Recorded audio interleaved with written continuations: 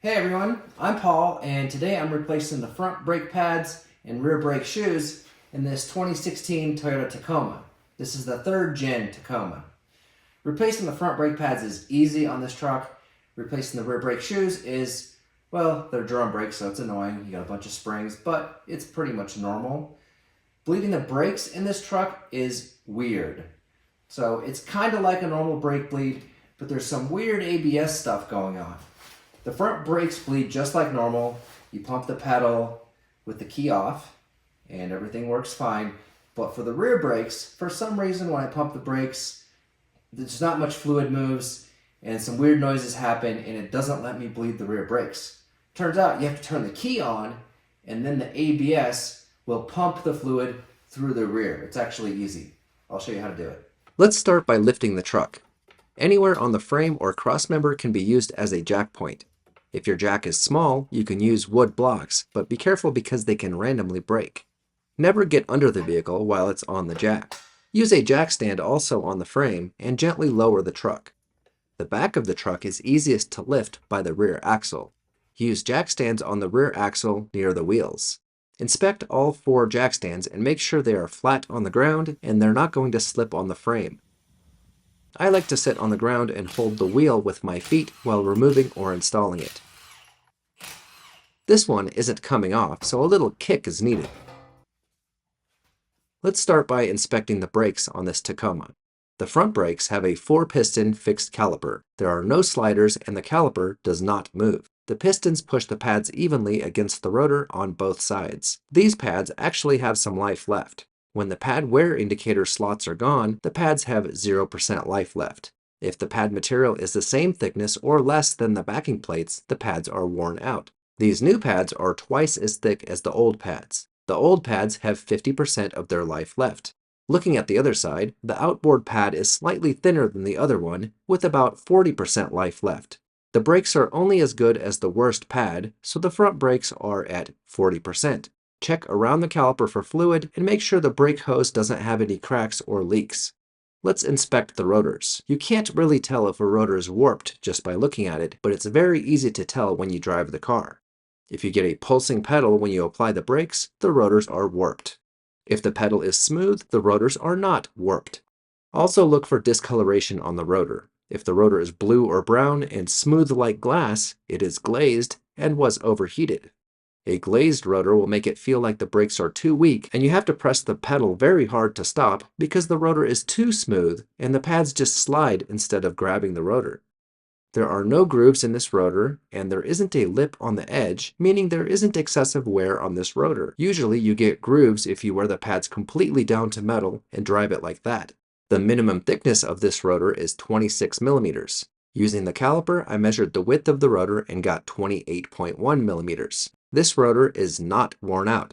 Moving on to the back of the truck, let's remove the brake drum. This one needs a little help from the sledgehammer. Hit the outside of the drum evenly and don't hit the lug studs. It still won't come off, so I'll use the built-in threads and bolts to push the drum off the spindle. Spray some PB Blaster in there and thread in 2 M8 by 1.25 bolts.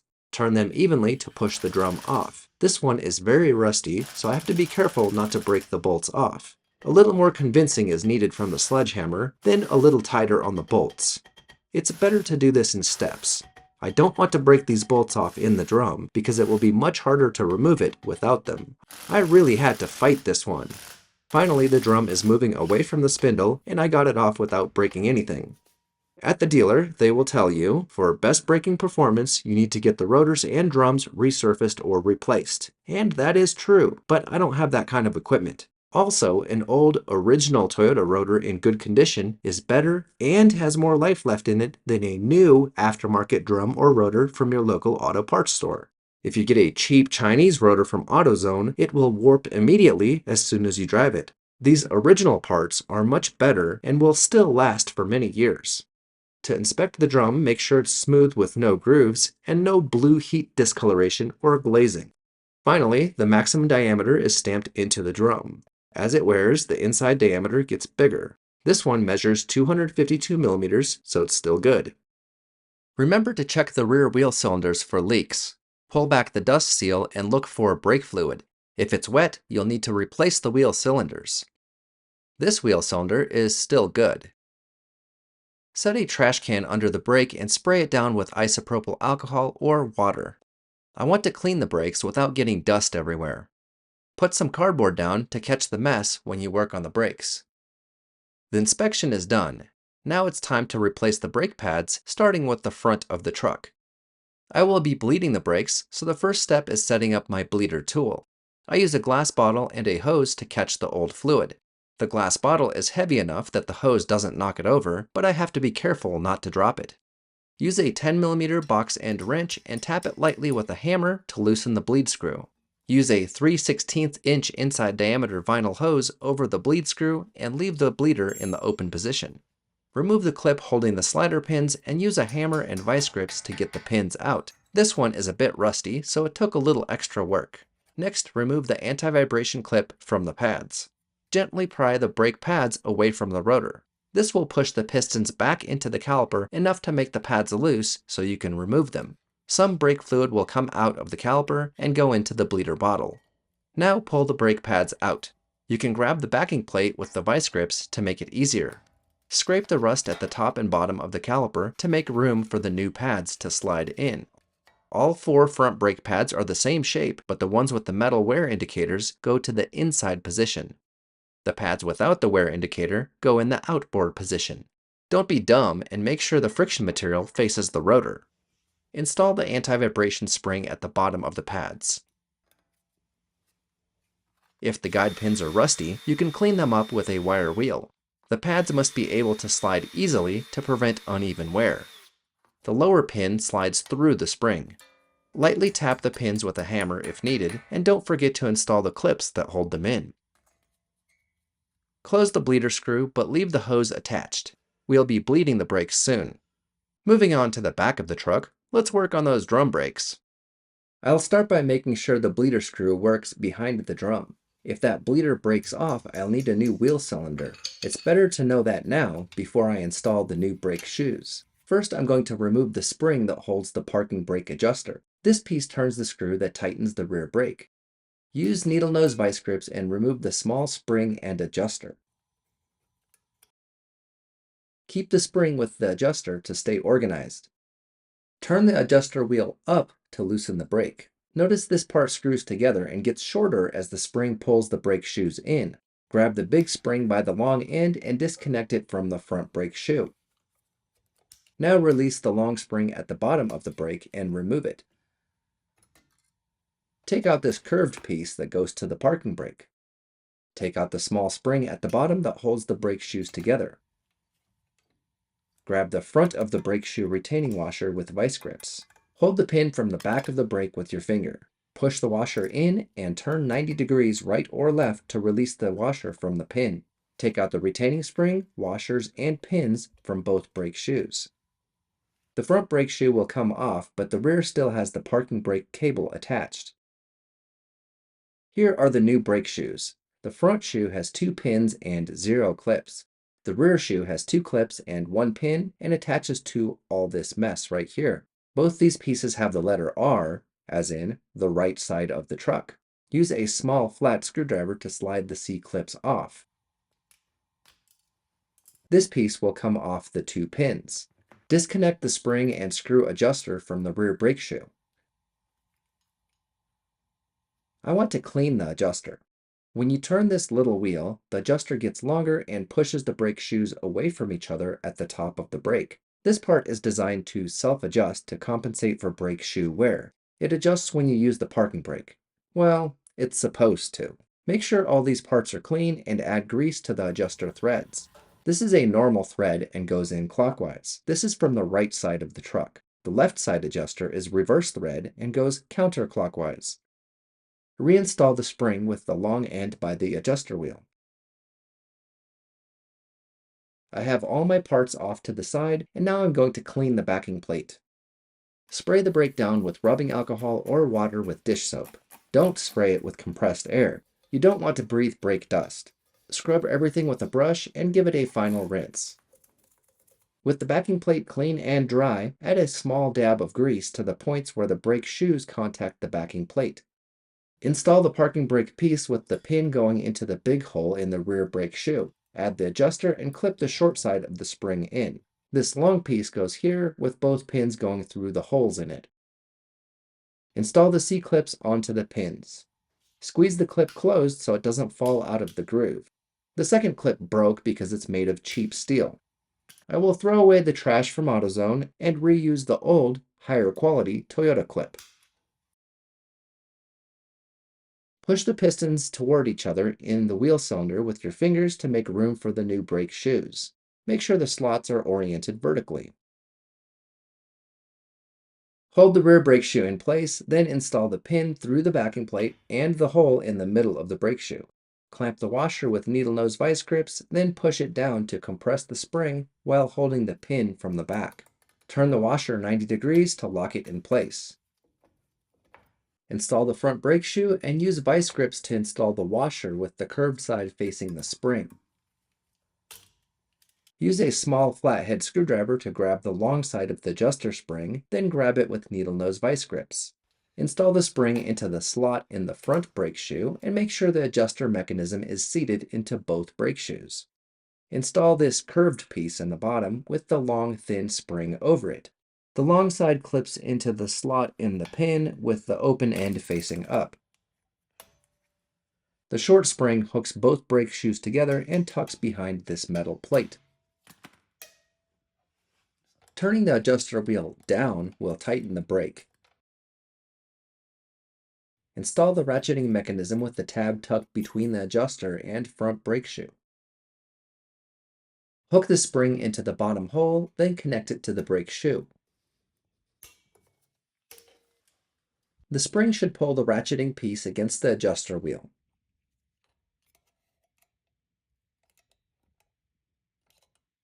Inspect the brake to make sure you've installed everything correctly. It's best to work on drum brakes one side at a time so you can compare to the other side of the truck.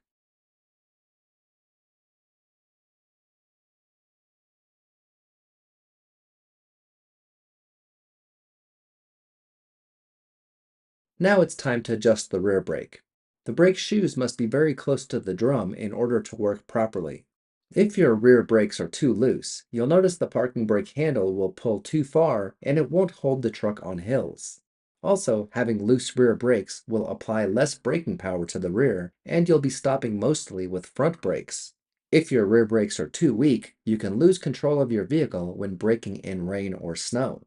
When you tighten the brake, the ratchet will stop it from turning in the loose direction. Install the drum and make sure it turns. This brake feels very loose. Tighten the adjuster a few clicks and reinstall the drum. It's still easy to turn, so let's tighten it more.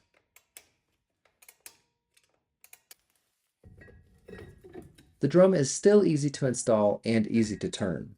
I will tighten the adjuster again. Now the drum won't fit over the brake shoes. The brake is too tight. Pull the ratchet away from the wheel with a small screwdriver and turn the adjuster up to loosen the brake. Now the drum has a tight fit, but I can still turn it by hand with a little bit of resistance. The brake should drag a little bit, but not get stuck. The parking brake handle should be tight and only move up about 5 clicks. Pump the brake pedal a few times until it feels firm and stops going to the floor. This fills the wheel cylinders with brake fluid and moves the pistons up against the brake shoes. If you skip this step and go drive, the brakes won't work the first time you step on the pedal. Now that the pads and shoes are done, it's time to bleed the brakes. What does that mean? As you press the brake pedal, fluid moves from the master cylinder into the calipers at each wheel. The pads squeeze the rotor with a lot of force and stop it from turning. When you let go of the pedal, the pads retract away from the rotor so they don't drag and slow the car down. Over time, the fluid can get contaminated with dirt and air. The purpose of the brake bleed is to get all new, clean fluid in the system and get all the air out. Open the bleeder screw, then push the pedal down. The bubbles and old fluid go into the bottle. Close the bleeder screw, then refill the master cylinder with clean, new fluid. Repeat the procedure until all the old fluid is in the bottle and the brake system has only clean fluid. Here's my brake bleeder kit. I got 4 juice bottles for free from my kitchen and 4 pieces of 3/16" inside diameter vinyl hose. Each hose should be about 18 inches long, so you should buy a total of 6 feet of hose. I use glass bottles because they're heavy and the hose doesn't knock them over. If you break things often, just use plastic instead. This should be obvious, but these bottles stay in the garage and won't be going back in the kitchen. Here are the steps for the brake bleed. First, make sure your brake fluid reservoir is full. In the Tacoma, you must turn the key on, but leave the engine off in order to bleed the rear brakes. Start the brake bleed at the farthest point from the master cylinder. That's the right rear brake. After you bleed the right rear, refill the master cylinder. Next, bleed the left rear brake and refill the brake fluid. Now you must turn the key off, then bleed the right front brake. Refill the brake fluid again. Finally, bleed the left front brake. Top off the fluid to the full mark. Before you open the cap, wipe off the reservoir so you don't accidentally get dirt inside. If the brake fluid is dirty, use a syringe to suck all the brake fluid out and refill it. You don't want to push contamination through the ABS system. This step is very important. Turn the key on, but leave the engine off. The ABS system in this truck won't let you bleed the rear brakes while the key is off. Jam a pry bar between the brake pedal and the seat to hold the pedal. Start at the right rear brake. Open the bleeder. You'll hear noise from the ABS pump. The anti-lock brake system notices the rear brake fluid pressure is too low because you have the bleeder open, so it activates the pump to move fluid to the rear brakes. It will bleed the brake for you. Bleed the brake until you see clean fluid coming out and no air bubbles. Close the bleeder screw. The ABS pump will stop. Refill the brake fluid between each step. If you let it run dry, you'll get air into the ABS system and it will be very hard to get it back out. Don't worry about the fluid level, just fill it to the top. The key should still be on with the engine off. Open the bleeder screw for the left rear brake. The ABS will make some noise and brake fluid will come out. Keep the bleeder open until you see clean fluid with no air bubbles. Close the bleeder screw. The rear brake bleed is done. Remove the pry bar from the brake pedal and turn the key off. The rest of the brake bleed procedure is normal. Top off the brake fluid again. Open the brake bleeder on the right front brake caliper. With the key off, slowly pump the brake pedal all the way to the floor and let it come all the way back up. Pump it 7 to 10 times, then hold the brake pedal down by jamming the pry bar between the brake pedal and the seat. Holding it down on the last pump will prevent the brake system from sucking an air bubble back up into the caliper. Close the bleeder screw. Refill the brake fluid again. Now open the bleeder screw for the left front caliper. The key is still off. Slowly pump the pedal 7 to 10 times and jam it down with the pry bar on the last pump. Close the bleeder screw. The brake bleed is complete. Refill the brake fluid to the max line. Check all 4 bleeder screws to make sure they are tight. Use the box end of the wrench for that. Spray the brake with alcohol or water with dish soap to clean up any brake fluid you might have spilled. DOT brake fluid is corrosive. It can damage paint and cause rust, so it's a good idea to wash it off. When you're done bleeding the brakes, you should have a nice, firm pedal. If it's soft or the pedal goes too low after a few pumps, bleed the brakes again. Okay, it looks like we're all done here. I just need to put the wheels back on. My technique for installing wheels is sit on the ground and use your feet to hold up the tire and line up the lug studs with the holes in the wheel. Always start the lug nuts by hand so you don't cross-thread them. You can save some time by tightening the lug nuts with a small impact driver, but the final tightening must be done by hand. Take the truck off the jack stands, then use a 21mm socket and torque the lug nuts to 83 foot-pounds.